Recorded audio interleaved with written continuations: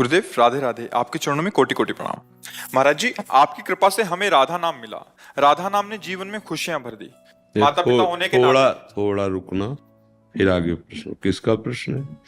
हाँ, खुशियों को केवल राधा नाम की कृपा मत समझ लेना, क्योंकि दिन है तो रात्रि आती ही है, और रात्रि है तो दिन आता ही है। ऐसे सुख और दुख ये प्रारब्ध के अधीन है। नाम जापक सुख और दुख को समान भाव से सहता हुआ अध्यात्म की दिव्यता की ऊंचाई पर पहुंचता है। अगर आपने भगवान की कृपा या राधा नाम का फल मानी हुई अनुकूलता, की हुई कामना की पूर्ति, तो फिर जब प्रतिकूल विधान होगा तो तुम्हारी श्रद्धा हट जाएगी, तुम्हारी आस्तिकता की नींव हिल जाएगी कि अब शायद राधा नाम का वो प्रभाव नहीं पड़ रहा है। इसलिए हम प्रार्थना करते हैं कि अनुकूलता कामना की पूर्ति शक्ति है। सुख और दुख पूर्व से निर्धारित हैं, समय समय पर वो प्रकाशित होते रहेंगे, चाहे आप दुरात्मा हो और चाहे महात्मा हो। इस शरीर को बनाने के समय पहले दो विभाग करके डाल दिए गए। इतने वर्ष में घटना घटेगी, ये दुख मिलेगा। इतने वर्ष में इतने समय तक ऐसी परिस्थिति उच्च कोटि की बन जाएगी कि आपको सुख मिलेगा। ऐसे व्यक्ति मिल जाएंगे, ऐसी वस्तु मिल जाएगी, ऐसा भाव बन जाएगा। ये दुख और सुख हमारे भजन का फल नहीं है। भजन का फल है दुख और सुख में समान भाव रखते हुए भगवान के मार्ग में चलना।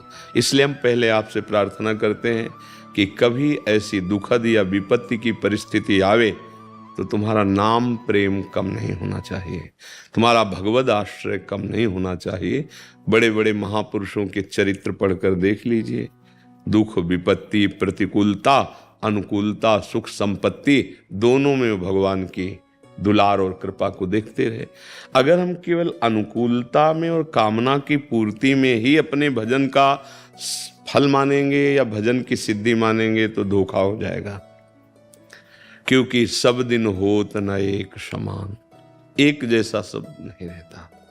भगवान भी यहां उतार लिए हैं तो देखो, अयोध्या से बारात सज के जाती है, उधर भगवान धनुष भंग करते हैं, त्रिभुवन में विजय मिलती है।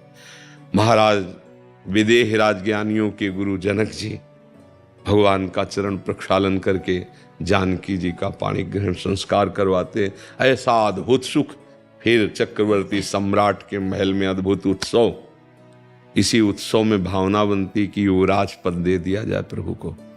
शाम के ये निर्णय करते हैं सुमंत्र जी से मिलकर के कि मेरा राम अब योग्य हो गया है, अब मैं इसे जो अभी तक युवराज भाव में, अब चक्रवर्ती सम्राट पद के लिए यही है। ये बात फैलती है, मंथरा की बुद्धि बदलती है। कैकेयी जी के हृदय में दो वरदान की इच्छा होती है, 14 वर्ष का वनवास।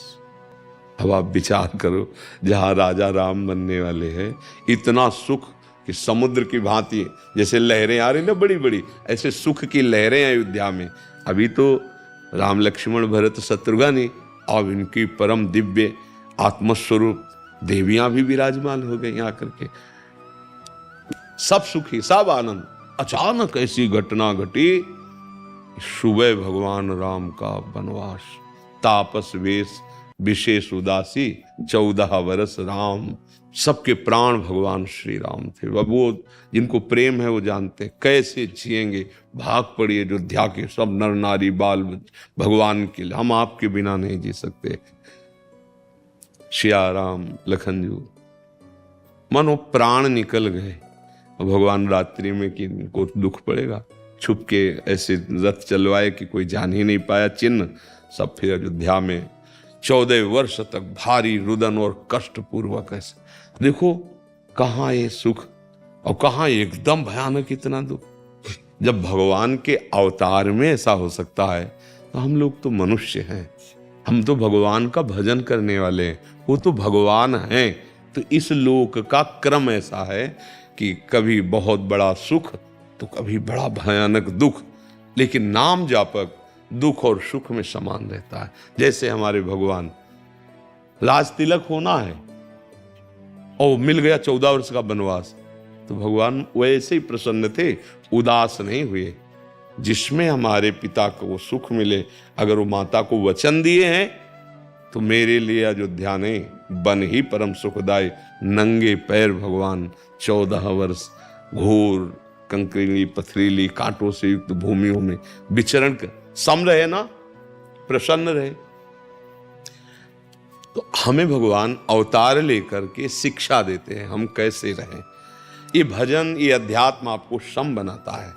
ये भूल लोगों की है कि संत महात्माओं के पास जाएं, हमारी कामनाओं की पूर्ति हो सकता है, क्योंकि वो भगवान का भजन करते हैं, भगवान के आश्रित। तो आप भावना लेके आए हो, लेकिन उस कामना की पूर्ति के बाद क्या आपकी कामनाएं नहीं रह जाएंगी क्या? बहुत सी कामनाएं, बहुत सी चिंताएं, बहुत सी आवश्यकताएं एक मिल जाए तो फिर कुछ नहीं रहे। वो है भगवान, जिनके प्राप्त करने के बाद कुछ प्राप्त करना बाकी नहीं रहता, जिनके जान लेने के बाद कुछ जानना बाकी नहीं रहता, वो प्रभु हैं। उनके सिवा आपके हृदय में कामना, तृष्णा, वासना, इच्छाएं ये भारी जलन पैदा करती रहेंगी।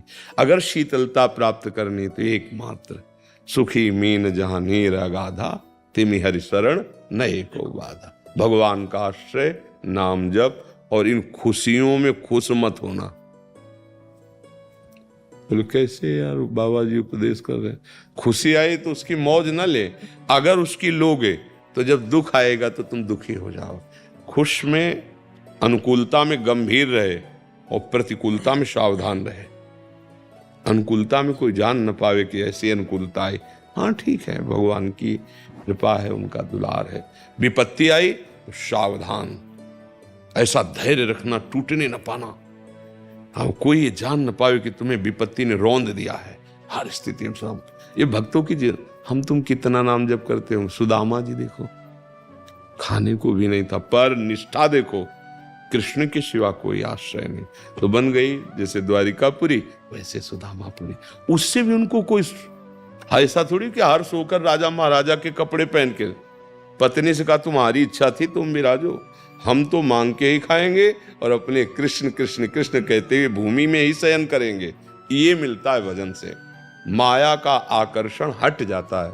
हम माया के चाहे हुए पदार्थों के मिल जाने पर भगवान की कृपा मनाते हैं, और वो नाशवान है, जानते नहीं, जब नष्ट हो जाते हैं तो लगता है कि अब भगवान की कृपा कम हो गई। नहीं लगे, जैसे किसी का जवान बेटा 20 वर्ष के लिए आया है, उसकी आयु ही इतनी है, वो खूब भजन दान पुण्य कर रहा, अकेला लड़का है, और 20 वर्ष में चला जाएगा, क्योंकि सरकारी आदमी है, इतने के लिए भेजा गया था।